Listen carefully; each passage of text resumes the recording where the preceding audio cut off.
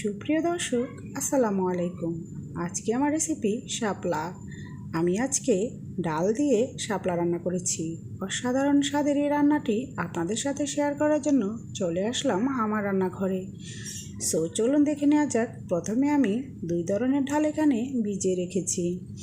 অন্তত 1 ঘন্টা ভিজিয়ে রাখতে হবে। তারপর ভালো করে ধুয়ে একটু লবণ আর একটু আদা রসুন দিয়ে সিদ্ধ করে নিচ্ছি। এখানে আমি মুগ ডাল আর মসুরের ডাল ব্যবহার করেছি। এবার সামান্য হলুদ দিয়ে একটু একটু করে ঘুটিয়ে নিতে হবে।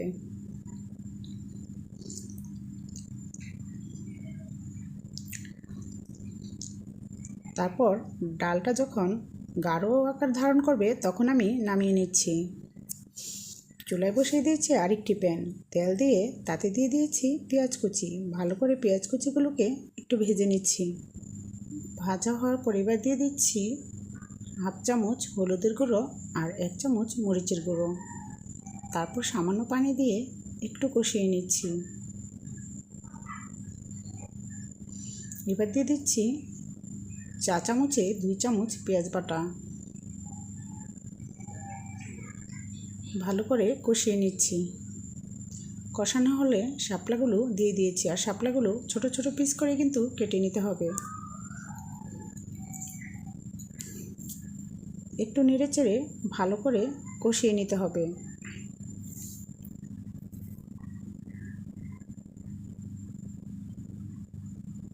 কষানো হয়েছে, এখন দিয়ে দিচ্ছি ডালগুলো।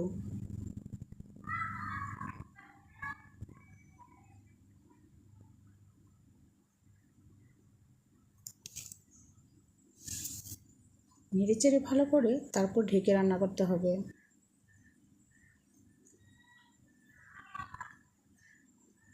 এবার দিয়ে দিচ্ছি কিছু কাঁচামরিচ। কাঁচামরিচটা সিদ্ধ হতে হতে পানিটাও শুকিয়ে যাবে। পানিটা শুকিয়ে গিয়েছে, আমি ভালো করে নেড়েচেড়ে আরেকটু শুকিয়ে নিচ্ছি। সো ভিউয়ার্স, রান্নাটি কিন্তু কমপ্লিট হয়ে গিয়েছে। এভাবে যদি বাসায় রান্না করেন, আশা করি আপনার পরিবারের সকলে খুব পছন্দ করবে। ভিডিওটি ভালো লাগলে অবশ্যই লাইক, কমেন্ট, শেয়ার করবেন। সাবস্ক্রাইব করে পাশে থাকা বেল আইকনটি ক্লিক করে দিবেন। তাহলে আমার ভিডিওর সকল নোটিফিকেশন আপনার কাছে চলে যাবে। ভালো থাকবেন। আল্লাহ হাফেজ।